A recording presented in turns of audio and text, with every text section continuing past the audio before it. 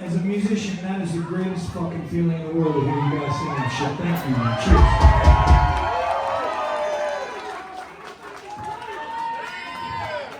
And I would just like to, before we play this next song, I just want to say thank you guys for letting us do this shit for 33 years, man.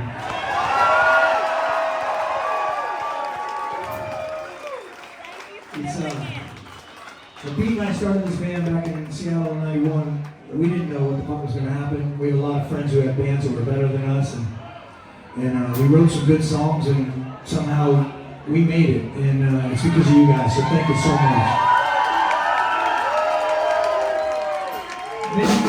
Michigan has always been the #1 fucking state for Candlebox, so thank you guys.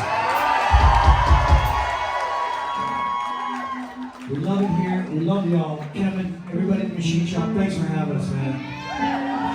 You guys have, I know you know how fucking awesome this club is because there's always a fucking great show here. You're lucky sons of bitches, I tell you what, man. I live in LA, you can't see a fucking show in LA, it's fucking bullshit. I'm moving to Michigan, let's go. This one's for you!